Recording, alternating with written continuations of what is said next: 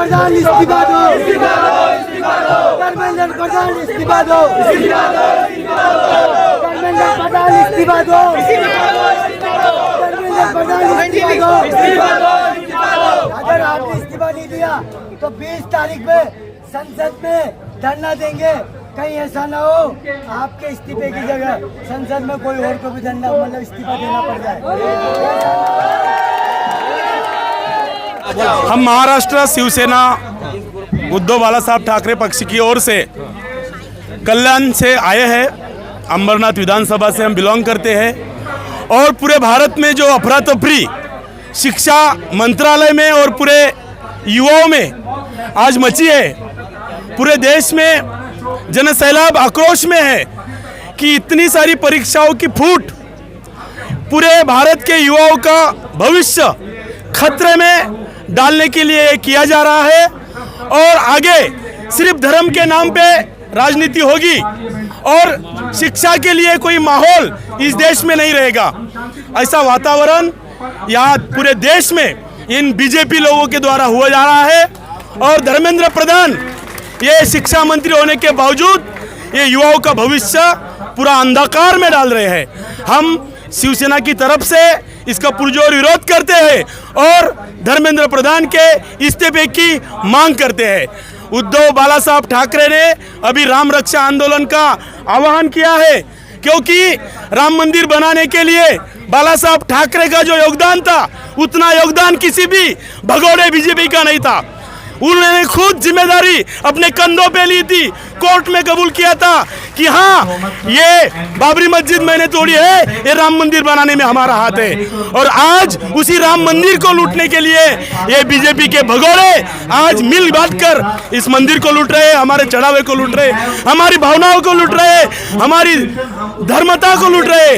और इन भगोड़ों के खिलाफ आज उद्धव बाला साहब ठाकरे साहब ने राम रक्षा आंदोलन की घोषणा की है।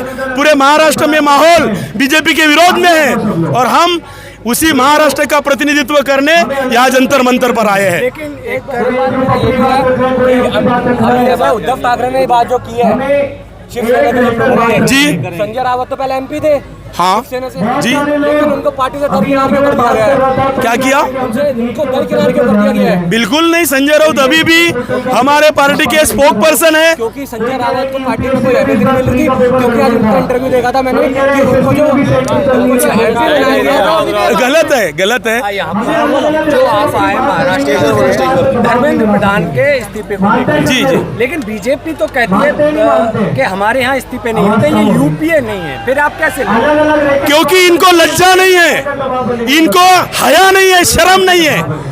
इन्होंने देश की लोकतंत्र को मान के ये लोग सत्ता में नहीं बैठे, ये लोग लोकतंत्र की हत्या करके सत्ता में बैठे, इसलिए इनको कोई हया नहीं है, कोई अबरू नहीं है, कोई इज्जत नहीं है और लोकतंत्र की जन भावनाओं का आदर नहीं है, इसलिए लोग राजीनामा या इस्तीफा देने का समर्थन नहीं कर सकते।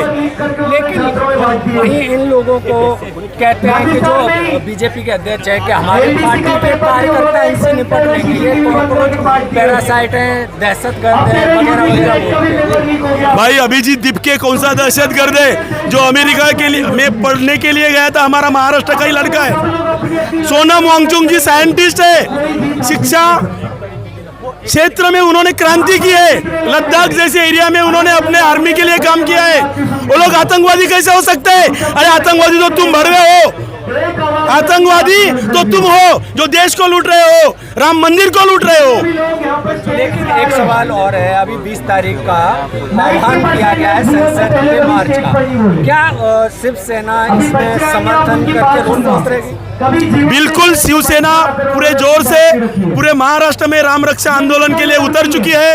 उन्होंने पूरे हनुमान मंदिरों में महाआरती का ऐलान भी किया था और पूरे महाराष्ट्र में गांव-गांव में ये आंदोलन यशस्वी हुआ है, सक्सेस हुआ है। 20 तारीख को यहाँ से संसद का मार्च घेराव होने वाले हैं। समर्थन करेंगे? बिल्कुल, हम पूरे शिवसेना की तरफ से इन सोनम वांगचुक जी के हंगर को और अभिजीत दीपके की स्ट्राइक को पूरे जोर से समर्थन करते हैं और संसद घेराव के लिए भी महाराष्ट्र से हजारों की संख्या में लोग यहाँ दिल्ली में उपस्थित रहेंगे। क्या मैसेज देंगे महाराष्ट्र से आप? मैं महाराष्ट्र के सभी लोगों से, सभी युवाओं से ये आह्वान करता हूँ कि अभिजीत दीपके हमारे महाराष्ट्र का लड़का है जो आज पूरे दिल्ली में और पूरे भारत देश में अपने अधिकार की लड़ाई लड़ रहा है, युवाओं के अधिकार की लड़ाई लड़ रहा है, परीक्षा के लीक के बारे में बोल रहा है।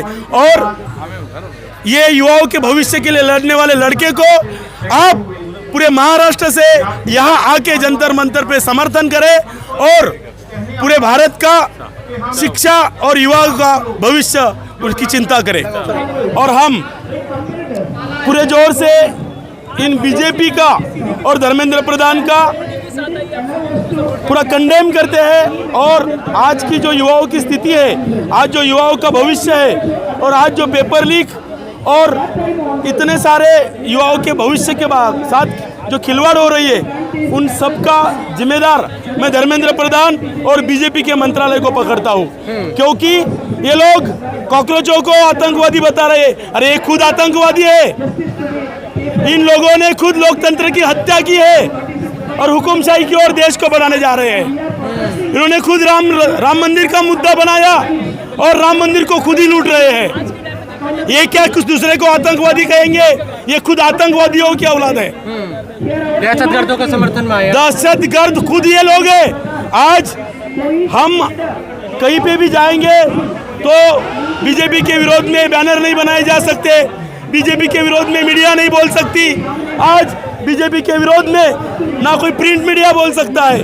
दहशत तो इन गुंडाओं की है, इन भगोड़ों की है, जिन्होंने राम मंदिर में भी उनका कोई भी योगदान नहीं था। ये लोग भाग गए थे। बाला साहब ठाकरे ने राम मंदिर बनाने में पूरी जिम्मेदारी अपने सिर पे ली थी और आज जब राम मंदिर बना है तो ये भगोड़े उसी राम मंदिर को लूट रहे हैं। मेन स्ट्रीम मीडिया क्यों नहीं दिखा रही आप? मेन स्ट्रीम मीडिया, गोदी मीडिया जो कहलाती है, वो खुद मोदी के पैसों पे काम करती है, उनके इश्तिहारों पे उनका काम चल रहा है और उनके ही कार्य को वो बड़ा बड़ा हेडलाइन बना के दिखाते हैं, क्योंकि जनता की आवाज़ से उनका कोई लेना देना नहीं रहा है। कहा जा रहा है आप छात्रों को भड़काने का काम कर रहे हैं। बिल्कुल भड़काने का काम करेंगे। छात्रों में हम वो उम्मीद जताएंगे कि उनका भविष्य अभी खतरे में नहीं रहेगा। आवाज़ की आवाज़ इस संसद तक पहुंचेगी।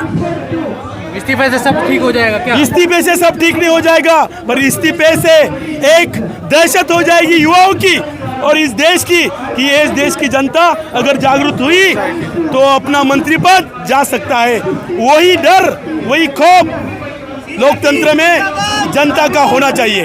देखिए, बीजेपी के राष्ट्रीय अध्यक्ष कह रहे हैं इलाज कर दिया जाएगा, ये छात्र नहीं है। अरे तुम्हारा क्या इलाज कर दिया जाएगा? इलाज तो अब तुम्हारा होने जा रहा है। लोकतंत्र में युवा जाग गए हैं, अभी ये आवाज रुकेगी नहीं। ये लोग जंतर मंतर से आवाज कन्याकुमारी से लेके जम्मू कश्मीर तक पहुंचने वाली है और ये जब युवा एक साथ आएगी तो क्या होता है ये नेपाल ने देख लिया, श्रीलंका ने देख लिया, पाकिस्तान ने देख लिया, बांग्लादेश ने भी देख दिया। और बीजेपी वालों, आप युवाओं को उकसाओ मत कि इनका इलाज किया जाएगा। इलाज तो अब तुम्हारा होने जा रहा है।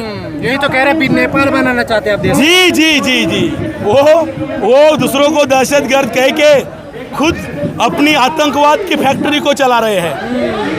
आतंकवादी है सरकार, सरकार आतंकवादी है, सरकार युवाओं के साथ खेल रही है, सरकार लोकतंत्र की हत्या कर रही है, सरकार पेपर लीक करा रही है, सरकार जनता की आवाज़ दबा रही है, सरकार गोदी मीडिया को चला रही है, सरकार पूरे आवाज़ इस देश की दबा रही है। अरे मोदी जी की मन की बात सुनिए, परीक्षा पर चर्चा करते हैं मोदी जी। मोदी जी मन की बात कहते हैं पर लोगों की बात नहीं सुनते हैं। वन वे टॉकिंग, सिर्फ मेरी बात सुनो। अरे तुम जनता की बात कब सुनोगे? प्रेस कॉन्फ्रेंस कब करोगे? क्या है तुम्हारी जवाबदेही? इस लोकतंत्र के प्रति तुम्हारी जवाबदेही नहीं है। बस बड़ा बड़ा सूट पहन लिया, 50-50 गाड़ियों का काफिला निकल गया। ये देश का जीडीपी कहा जा रहा है, देश का धर्म के नाम पे कितनी लूट हो रही है, ये मोदी जी को कोई लेना देना नहीं है। मोदी और शाह मिलके इस देश की पूरे लोकतंत्र को इन अदानी और अंबानी जैसे उद्योगपतियों के घसे में डाल रहे हैं। क्या करेंगे फिर आप? हम नहीं दिया गया। हम जन जागृति करेंगे, हम देश की युवाओं को इकट्ठा करेंगे, एक साथ करेंगे, अपनी भावनाओं से उनको आगाह करेंगे और बीजेपी का मुंह बंद कराने की जरूर कोशिश करेंगे। क्यों समस्या है आपको इतनी बीजेपी से? क्योंकि बीजेपी धर्म के नाम पे इस देश की अर्थव्यवस्था को बिगाड़ रही है। ये बीजेपी धर्म के नाम पे युवाओं का भविष्य बिगाड़ रही है। ये बीजेपी धर्म के नाम पे पूरे रोजगार को मिटाया जा रहा है। बस राम नाम कहना, पराया माल अपना, ऐसा काम इन बीजेपीओ का चल रहा है। आज राम मंदिर लूटा है, कल सोमनाथ मंदिर लूटेंगे, परसों कृष्ण का मंदिर लूटेंगे। अभी मुगलों से नहीं, इन बीजेपी के हमलावरों से और डकैतों से हमको डर है। इस देश की जनता डर रही है क्योंकि लोकतंत्र की हत्या हो रही है। हुकुमशाही की ओर देश बढ़ रहा है। EVM, election commission, ED, police, क्या बचा है? यहाँ तक कि न्यायालय में भी अब न्याय मांगने की कोई गुहार बची नहीं है। इसलिए जनता और युवा इस देश का जाग रहा है। देखिए, मोदी जी तो कहते हैं पकौड़े तलिए, स्टार्टअप लगाइए। हाँ, मोदी जी कहेंगे पकौड़े तलिए, रील्स बनाइए, क्योंकि उनके पास देने के लिए रोजगार नहीं है, अच्छी शिक्षा नहीं है। विश्वगुरु नहीं बने आप? अरे मोदी जी क्या विश्वगुरु बनेंगे? पूरे विश्व ने मोदी जी को बैन करके रखा है। ऑपरेशन सिंदूर में एक भी देश ने हमें समर्थन नहीं किया है। कोई भी देश हमारे साथ कंधे से कंधा मिला के नहीं आया है। ये क्या विश्वगुरु बनेंगे? हमारे से आगे तो पाकिस्तान ने अच्छा रोल अदा किया है। पाकिस्तान ने, जिसने ईरान और अमेरिका का युद्ध निपटाने में कोशिश की है, आज पाकिस्तान की भी फौज इंडिया से ऊपर हो गई है इस मोदी की वजह से। अमेरिका से अच्छे संबंध नहीं बनने भारत नहीं बन पाए। अमेरिका सिर्फ मोदी को सिर्फ गुमराह करता है। जैसे बात करते हैं मोदी। ट्रम्प मोदी को गुलाम की तरह ट्रीट करता है। पता नहीं मोदी की कौन सी बातें ट्रम्प के हाथ में है जो मोदी इतना ट्रम्प के इशारों पे नाचता है। रशिया से तेल खरीदो, खरीदेंगे, नहीं खरीदोगे, नहीं खरीदेंगे। जो भी करेंगे ट्रम्प बताएंगे, मोदी करेंगे। ऐसा देश था? ये ऐसा देश था?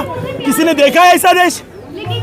क्या जो कांग्रेस जनता पार्टी के माध्यम से जो आंदोलन शुरू हुआ है, उनको सपोर्ट करने के लिए हम यहाँ जंतर मंतर दिल्ली यहाँ पे आए हैं, मैदान में आए हैं। 23 दिन हो गए इस आंदोलन को। धर्मेंद्र प्रधान इस्तीफा देंगे क्या? देना चाहिए और देना ही चाहिए, और जब तक देते नहीं है तब तक हम लोग ये आंदोलन जारी रखने वाले हैं। 20 तारीख को जो घेराव होने वाला है संसद को, वो घेराव में भी हम शामिल होने वाले हैं। तो उनको इस्तीफा देना ही है। नहीं दिया तो नहीं, जो आंदोलन है वो और आगे लेके जाएंगे। वो तो आपको दहशतगर्द बता रहे हैं, सोशल मीडिया पर आपको आतंकवादी तक बता दिया गया। देखो, अभी सरकार उनकी है तो वो कुछ भी बोले, लेकिन जो न्याय मांगता है और वो आतंकवादी हो सकता है। जो न्याय मांग रहा है वो उनके लिए आतंकवादी मांगते हैं, आतंकवादी कहते हैं तो वो गलत है। उन्होंने आतंकवादी नहीं है। हम देश की सुरक्षा के लिए और देश के जो नागरिक है, जो बच्चे लोग हैं, जो उनकी पढ़ाई के जो शिक्षा में जो अड़चन निर्माण हो रही है, जो पेपर फूट रहे हैं, तो बच्चों लोगों का जो भविष्य है, भविष्य के लिए हमको न्याय के लिए खड़ा होना है। उनको हमें कुछ भी बोलने दो, लेकिन हमको न्याय के लिए, बच्चों के लिए, महाराष्ट्र के और भारत के सभी बच्चों के लिए हमको रास्ते पे खड़ा होना है और हम खड़े होने वाले हैं। कौन जिम्मेदार है पेपर लीक का? पेपर लीक का जिम्मेदार जो धर्मेंद्र प्रधान है और बीजेपी सरकार है और भ्रष्ट सरकार है।